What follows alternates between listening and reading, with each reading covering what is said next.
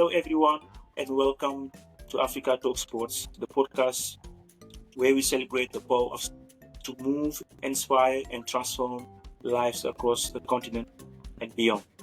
I'm your host, Mustafa, and in today's episode, we are driving into three powerful pillars, which is safety, impact, and purpose. Our guest is part of a movement that's turning sports into something deeper, a space for inclusion, safety, and real impact. From South Africa to Saudi Arabia, and from community pitch to global development.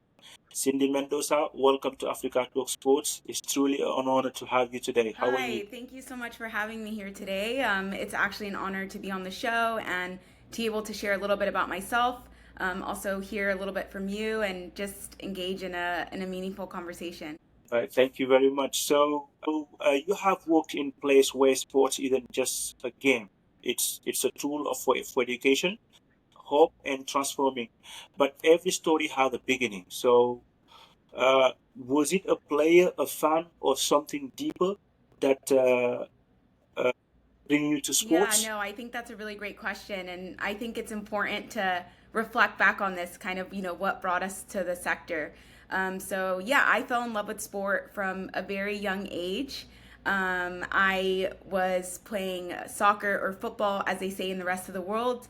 And from a young age, I played various sports, but I would say that I fell in love with football. And football gave me community, it gave me a sense of purpose, and it also gave me access to different things, one of them being education. So I played soccer from a young age. It allowed me to travel the world and kind of sparked my curiosity for the world. And I think that's kind of where I really started to get an interest in what's happening, not just in sport in the US, which is where I'm originally from, but also what's happening in sport all around the world. I grew up in a multicultural home. My mom is Mexican and my father's Dominican. So on the Mexican side, we're all around football fans, and I would say my mom's my number one fan on the Definitely. pitch. And then on my dad's side, there's a love for baseball and just all around sports. So I would say it started from a young age, and then I was a collegiate athlete. I got a scholarship. As I said, sport gave me access to different resources. So it gave me access to a scholarship to play soccer in New York. And I am a first generation college student in my family, so it was a really big deal. And, in terms of pioneering and education.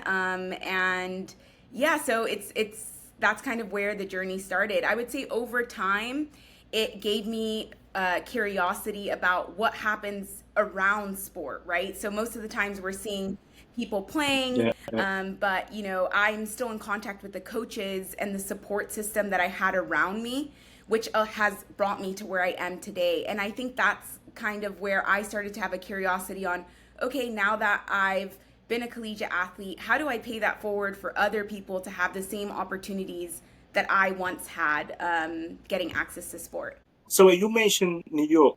Which club you were playing when you were Yeah, in New so York? I got a scholarship to play collegiate soccer at a Division II school called Pace University. So I played Okay. there for a number of years. And then when I decided to move to South Africa in 2015, I also got to play football at University of Cape Town. So I came out of retirement, which is not usually the traditional way of doing things. Like when you're an NCAA collegiate athlete in the US, there's a lot of restrictions around how many years you Mhm. can play and all of that. So getting to live abroad and then to play football again while doing my master's was another incredible opportunity that sport afforded me. Yes, soccer is something else when it's come to the US. World Cup, FIFA World Cup is coming this year. That would be something really great also to watch. So, talking about the background. So, how did your background in monitoring and evaluation and social justice reshape how you saw the role of sport in society? Definitely. So I think just even you speaking about all these opportunities that exist in the United States, I think it's important to highlight that it's not equitable and it's not accessible for everyone. And I actually was one of those kids, right? So being able to play club soccer, being able to be in these amazing structured systems isn't always affordable. So that's kind of where the aspect around social justice comes in, and my interest in it. So Mhm. I was always like, even when I played club soccer, which is really expensive, getting to travel the world, I was actually afforded to be in one of the best club soccer teams in the US for women's soccer. And I was a scholarship kid. So I actually benefited from these opportunities and trying to make opportunities accessible for everyone. So, yeah, that's kind of where the social Mhm. justice aspect comes in, and also about representation, right? So, when I played club soccer, I Yeah. didn't see a lot of girls that looked like me or necessarily had my multicultural upbringing, right? So I grew up in a Latino home, but I'm also Mhm. Afro Latino. So I didn't see a lot of people that look like me. So that's another aspect of social justice, which I think is really important. Like, we want to see ourselves represented, and we see that changing in the U.S. women's soccer game now. We have the powerhouses of Trinity Yeah. Rodman, so that are really representing different communities than we're used to seeing. And then the M&E side of things. So when I've always had an interest in community development, and when I went to do my master's at the University of Cape Town, I had an amazing professor who was a pioneer in M&E.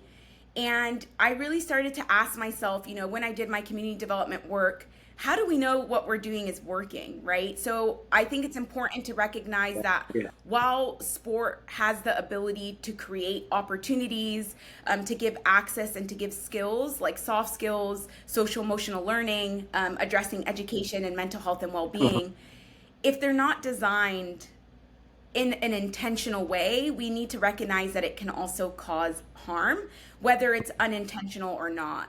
Yeah. So that's kind of where my interest in M&E started. I wanted to understand, how do we know that programs are working? How do we better design programs? And how do we make sure that we're actually providing, solutions and programs that communities want and need? So I think I'll just stop. Yeah. So can you share with us maybe a project really you feel that there was an impact in the community? So do you have a specific one that you can tell us That's a project? really great question. So I would say that there's one project, which I'm actually still part of as an advisor, that I think I'm really, really proud of. It's called the Yes Empowerment Through Sport program. It's actually the in-house program for Laureus, South Africa. And the idea of this program is to take young people between the ages of 18 to 25, who are usually the people delivering these like interventions, as you call them, and give them Mhm. employability skills. So they're given like an official certificate.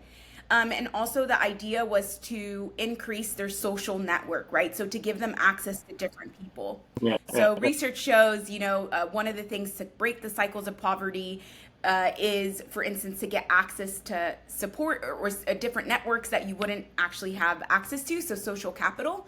And we used Mhm. M&E to test these assumptions, right? So we designed the program. We had the idea that these were the things that the young people needed. What we quickly learned was that one of the assumptions was that they just needed these tools. But what we actually found is that some of the young people also wanted mental health, I would say, yeah, like mental health support, and created in ways that spoke to them. So we started to build that into the program because we didn't originally have that in the program design. And now that's Program. become one of the Okay. key pillars of that program. So oftentimes sport for development organizations, use young people from the local communities, and they're, like, I would say, indirect recipients of the intervention, but they're not always a key focus. It's usually children, right? So kids from the ages of 5 to 18, but what happens to those young people who are delivering it? So yeah, we really learned Yeah. that they needed that, and we assessed this by doing focus groups. I really believe in participatory approaches. We also have used things like photo voice, so actually including the young people and having them collect the information themselves. So it's not just me telling them what they need to Yeah. do, but them actually getting to be part of that process. So yeah, that was a really powerful example of how we tested our assumptions, but not only we learned something from it, but then we actually changed the program to make sure that it was relevant to the people that were using the program. Yes, but talking about children, you just mentioned them. In the past few years, safeguarding has moved from the sideline to the center of sports, and and for good reason. So, and you are part of the IST Safeguarding Officer program. You have been part of that, and let's unpack that for listeners who may be new to the terms.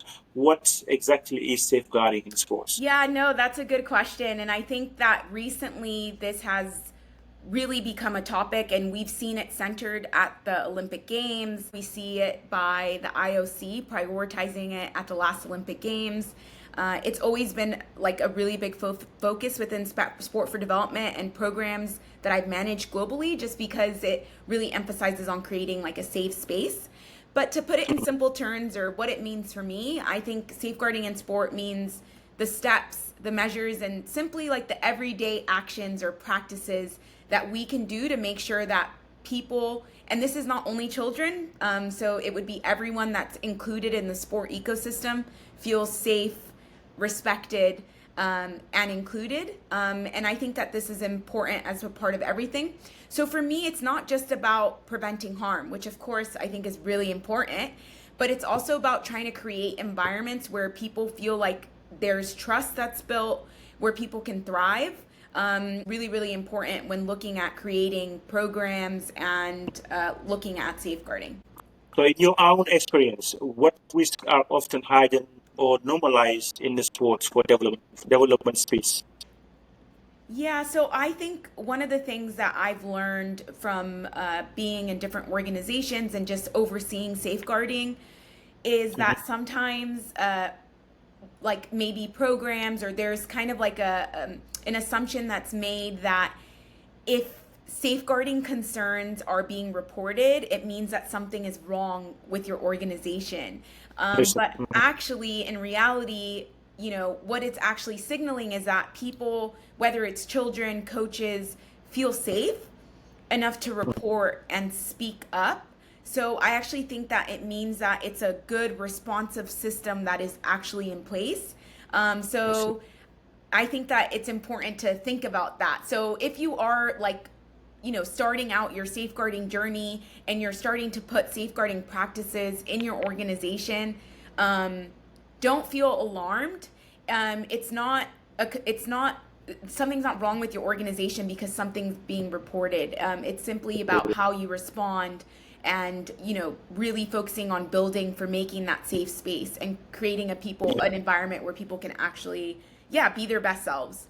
Reporting, the reporting is part of the evolutions of the safeguarding community or movement that any organization is trying to build.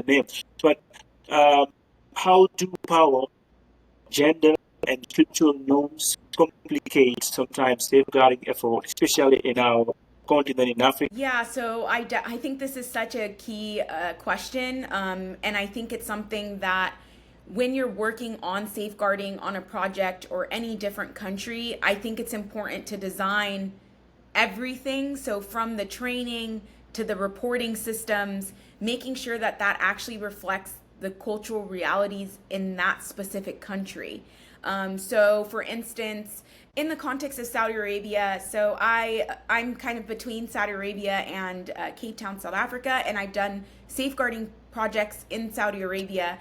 And what I always say, and this is just my philosophy of working in the sport for development sector and respecting and centering local knowledge, expertise, that I don't have, because I might not be from that country that I'm working in. So in Saudi Arabia, I worked with a local Saudi person who would give me feedback on, this is not going to work in this country because of these reasons. So really thinking about that when you're designing the training, when you're designing your reporting mechanisms, right? What might work in South Africa will not work in Saudi Arabia. So it is important to textualize and look at the cultural nuances in the various countries that you're working in. You were highlighting by Lawrence during Women's Month for your leadership. So let's dive into what it takes for a woman and non-binary folks to truly thrive in this space. So what does it really take for a woman to rise in sports leadership space? Yeah, I think that's a great question. And what I will just start off by saying is that I'm still learning, right? Like I'm still on this journey of what it means to be a leader in the space. Mhm. So I and what might work today might not work tomorrow. So I do want to share that with everyone. What I think I learned throughout my journey is that it doesn't matter like how many years of experience you always have value to add. And Yeah. also the importance of lived experience and just showing up authentically. So my lived experience as a pioneer in my family, for my community, for as a global citizen, adds to my ability to lead, to my ability to connect with different people from different places, different languages. So yeah, I would say the one thing is to practice grace with yourself. You're not always going to get it right the first time. I Yeah. learned I was very ambitious. I wanted to move. I still move very quickly, and I always want to move very quickly. But the one thing that I've learned, I would say, in the last 2 years, and having burned out, is the rest and the pauses are just as important as like moving quickly. And sometimes moving slow is moving quickly. So that's the one thing about leadership. I really try to operate, I would say, from a place of equity. So understanding that not everybody starts at the same place. So just meeting people where they're at, and also just authentically sharing where I'm at as a leader. So I think that's really, really important. The other one that I think I really value as a leader is care.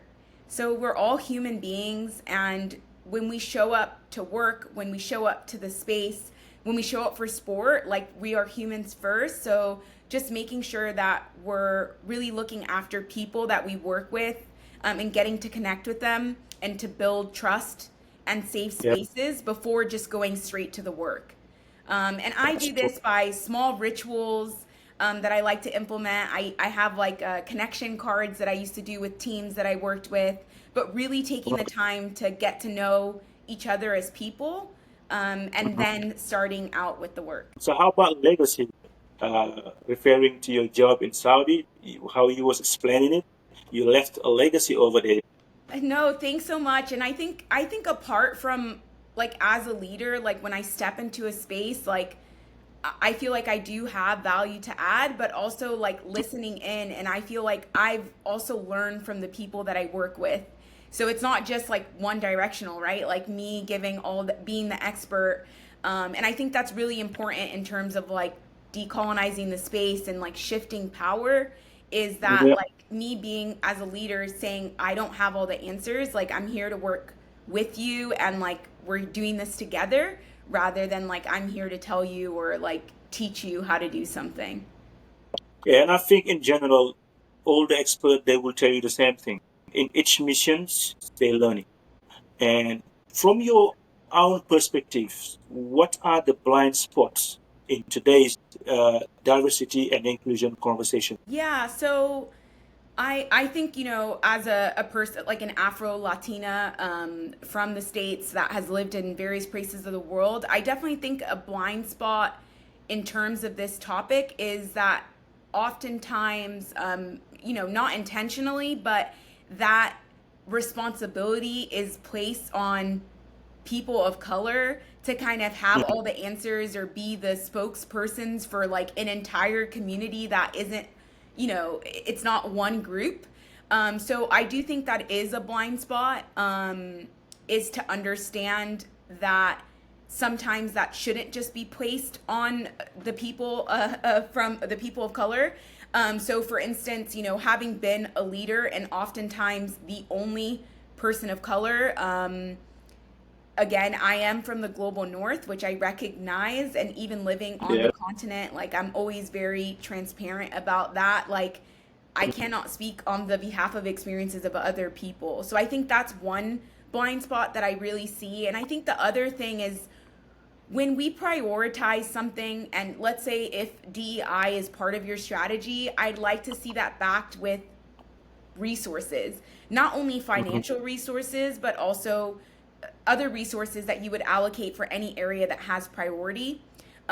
Because, the research shows, having worked with other DII experts, I wouldn't call myself an expert in this space, is that if not, it can actually cause more harm, right? Like if we're just putting it on someone's side of the table job and it's not their everyday work, Mhm. what is the actual progress that we're going to see in that area? So I would say those are two of the blind spots, which I'd really like to encourage organizations to dedicate the resources, like I said, not only financial, but time, right? Human Yeah. resources to actually give this topic the space, the time, and the energy that it deserves. Yeah. So let's talk about mentorship. So how do you mentor the others, or especially women and non-binary professionals? Because how, like the way that you want them to follow your footsteps. So how do how do you especially give them mentorship advice? Yeah, so I've been fortunate enough to have mentors informally and supporters, and I've done executive coaching programs. So I really value the power of having a support system, professionally and personally as well. So, what I believe in terms of mentorship, I do have some mentees, and this has been through advisory roles that I'm a part of, having been part of a youth leadership management. I have mentees, so this Mhm. would some of it is structured right where you actually have calls. It was like there was a start date and end date. We set up goals with that mentee. What did they want to do? What did they want to get out of it? So that was a little bit more formal. Informally, other ways that I'm looking to, give back is if someone like slides into my DMs, right? So if you have a question, if you just want to have a coffee chat, if you want to pick my brain, please feel free to send me a message on LinkedIn or at my on Yeah. my email. If I'm slow to get back to you, like don't hesitate to follow up. But I'm always like I have an open door policy. If you do reach out, I will make the time to meet up with people. People did it for me, and I think it's important to give that back. And then the third thing that I like to do is I was part of a official executive coaching program for other leaders and change makers, particularly women. And non-binary women in the space. And what I like to do now is I like to do a match funding. So if someone messages me and gives me a reason that they're applying for this executive coaching program, it is paid. I did it, I would say, about 7 years ago now. And yeah, so if they want to do that, I will match fund them. So let's say they can put a certain amount of money towards their own development, I will match that so that they can do the Okay. program. And the reason Beautiful. That's why I do that is because when I wanted to do that executive coaching program, at my time, my organization said they couldn't pay for it. And I had a discussion with my partner at the time, and I was like, I really want to invest in myself. So yeah. I paid for some of it, and he matched fund me, like what That's I couldn't okay. doing it. So I really believe in that match fund. Like I have to want to invest in myself. Mhm. And then I'm kind of here to support that if you want to also invest in yourself for that executive coaching program. That's very kind from you. And what is the encouraging tools that you use, or even, how do you encourage teams to look beyond middles and match result to measure their real change? In terms of impact, like what they measure in their Eh, programs. Yes, beyond the middle. Yeah, so I mean impact, this conversation goes a long way. So I think it's important for organizations to start looking at like what are they measuring as success? Like is it just output, so like the number of people we've trained, the number of people we've reached, and really start looking further to like what are the actual changes that you would like to see Mhm. and including, like I said, the community and how you can track these changes, right? So there are participatory tools, as I said, like Photo Voice. We once did like used art Mhm. to measure the impact of a program. So like using non-traditional measures. Of course, these could be paired with like quantitative tools like a survey. Um, but I also think the qualitative side is really important in terms of building a story. But yeah, I would say when you start your program, or if you're starting a new program, or even if you have a program in place, don't go right away to the impact. Look at how is my program designed? Is this built on Mhm. like research? Is this built on evidence? And then if it is, actually testing the actual program design before then going to the outcomes and the changes that we want to see. That would be my advice. That's true. And many global frameworks are still Western centric, right? So, on your own perspective, how do we start decolonizing the way we access those sports programs and their impact in the African region? Yeah, so I think the important step to do this, as I've been talking about before, is about centering, valuing like local expertise and local knowledge. And also, I think one of the important things that I like to push back on a lot is I've been based in the global south for over a decade now.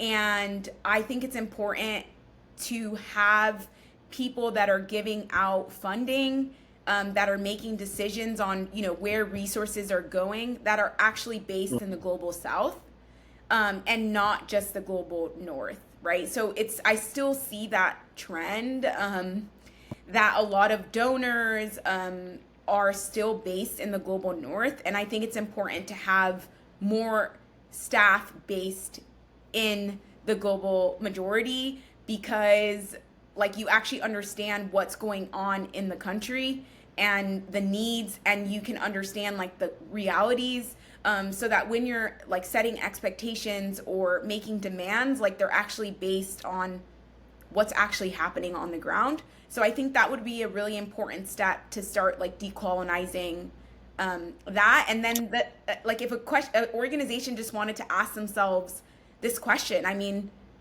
what does your leadership look like? Yeah. Who's on your board? Who are the people making decisions? Are the people that are making decisions, do they reflect the communities that you're serving? And if not, just start there, I think. Yeah, and also like training, because as you mentioned, make sure we use the local experts. But before we find local experts or even using them, we need to create them first, like what you did in Saudi Arabia. You know, try do the transmissions of the legacy of your knowledge, and I think that uh, NOCs, federations, they can start looking at building programs, not in a in a short term, but in a long term. Find expert like yourself. Like even buying a flight ticket is very expensive. Today you can do anything online. You can do the you can do it. I'm 100% sure that there's a lot of programs online. Even the IMC program, that now their certifications, most of them they are online. So you know, and that's a really good thing to think on the way that we was talking about, to start using our experts locally, have our own programs, training programs, and from there we can try to match up what's going on in the world right now on sports safeguarding and sport development too. But talking about the mentorships and advice, what will be the three core values that guide your leadership today? So at least the listeners can learn from you. Yeah, so I think I spoke about equity already, around, right? Like Yeah. meeting and understanding that people don't start at the same place. So like, and this is my M&E language, but like where's the baseline, right? Like they don't start at the same place. So I think understanding that is really important. to create like a space for people. The other one I would say, I talked about care as well, like whatever you're doing, it doesn't matter what topic, whether it's Mel, whether it's training. Um, I really focus on like human centered approaches. As I said, we're humans first, and trying to build relationships with people that go beyond just like, I need you to do this, I need you to do that. Like Yeah. moving from compliance to actually like trust based and like genuine relationships. Having lived on the continent, you know, I've met amazing people, and I think that's one of the things I value most about calling myself a global citizen is that there's just so many amazing people all over the world. And I think one of the ones that I didn't mention is curiosity. I love learning. I love learning about like cultures, people, processes. So whether I'm working with the National Olympic Committee or whether I'm working with a sport for development organization, even if I'm working for a donor, I always start the question of like, okay, like what are we learning from this, right? And Mhm. are we missing anyone in this conversation? Like, is anyone missing at the table when we're creating a project, when we're creating a training? Um, so like working with the National Olympic Committee, like we actually reflected back, you know, they did include the athletes a lot in terms of creating the policy, creating the systems. But I think the next step would be like, how do we include athletes as part of the training, right? So always forming like curiosity and asking those questions, really from a place of trying to understand and learn. Yeah, so I would say that was the Yeah. last one I didn't talk about earlier. Talk about it. So that's wonderful. And if you could rebuild the global sports for development sector from scratch, where would you begin? Yeah, so I think if we want to shift power in terms of like who decides what, I definitely think it would be again around the resources. So ensuring that, and I think we're starting to see that. Unfortunately, I don't necessarily agree in the way that it was done in terms of the shift that Mhm. we've seen in development at the moment, right? Like I feel like the carpet's kind of been like pulled from underneath of a lot of countries that were really reliant on development aid, and the Mhm. impact that that's had on livelihoods and on countries, on health systems. So yeah, I don't agree with that in any way, shape, or form. But I think what's come out of that is that we've started to see on the continent countries and governments, you know, show up and say like, we actually can make a difference here. So I think that's shifting the power, right? Because you're no longer Yes. subjected to aid that's coming from outside your country, so you kind of get to decide the rules. um, and I think that that's going to slowly start to shift again. So I think if I were to rebuild the sector, Mhm. I would continue in the direction that it's going, of Mhm. course being mindful of how that affects livelihoods. Yes.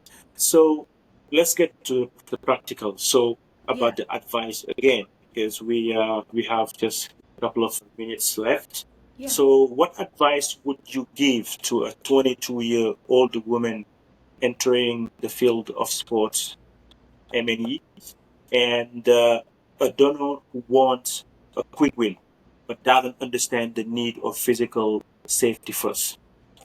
Okay. My 22-year-old self. So I think I'll repeat advice that was given to me, by one of my mentors, still someone that's in my life. It was my high school principal. Definitely a supporter, a mentor of kind of where I am today is, you belong in the room.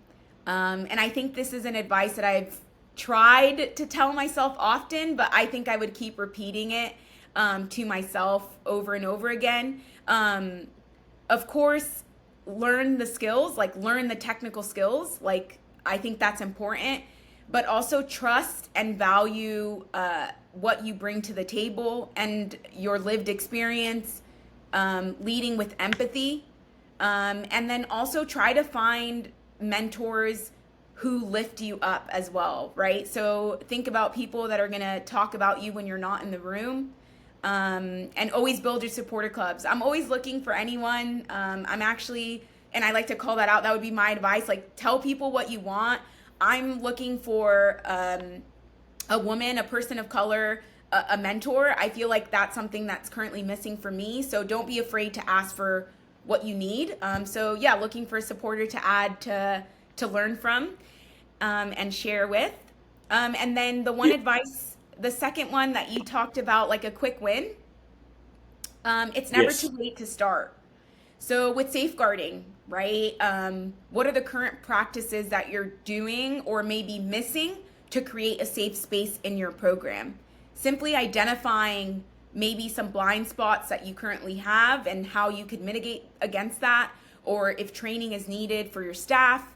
And also, I think starting at the top, right? If you have leadership buy in, that really makes a difference. So as a leader of sport programs, I always emphasize on that. But yeah, it's never too late to start, and simply just starting the conversation, I think would be a quick win in And I, itself. and I love that sentence. You belong to the room. Yeah. That's how you say it, right? I love that one. That's the mindset that this young generation that they need to have. Like it's not like why am I here? I shouldn't be here. No, you belong to the room. Where Yeah. you are, that's where you have. You can speak to people, make networking. If the person can lift you up, they will lift you up. If they can, they may suggest you to contact another person. I think that's the way that we should really definitely uh,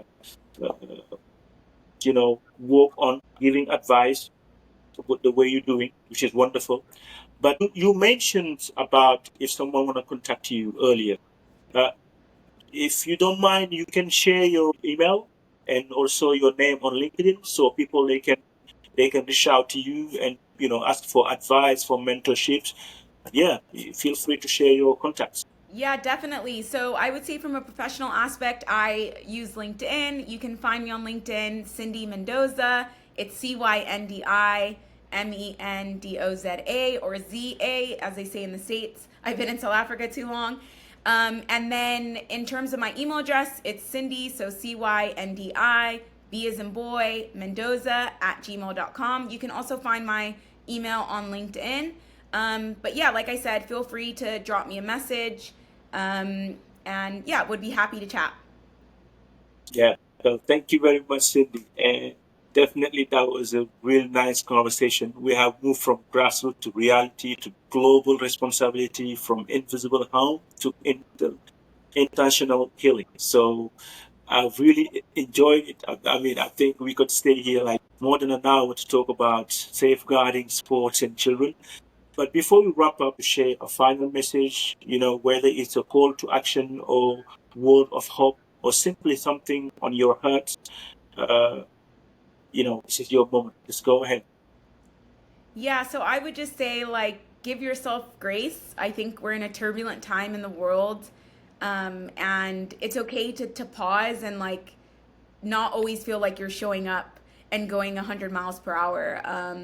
So just know that, like, just practice grace with yourself and, yeah, keep going. I was like, and pause. That's what I would say. But thank you so much for the conversation, for the questions, for having me. It's an honor to speak a little bit about my insight in terms of working in the sector and just my journey as a whole. So for those listening in, thank you. Well, thank you very much, you too, Cindy. You have reminded us that impact isn't just about numbers. It's about the space we create and the people we protect. In a time where sport is being pulled in so many directions, commercial, political, ideological, it's voice like yours really that ground us, like people that are really passionate about sports, and you have helped us reconnect with the soul of sports for development, dignity, safety, and true purpose. And that was what we say at the beginning. And to everyone listening, whether you are a pioneers, a participant, or a policymaker, or even a passionate, a volunteer, remember, without protection, there is no progress. But when we build with empathy, strategy, and care, sports become unstoppable.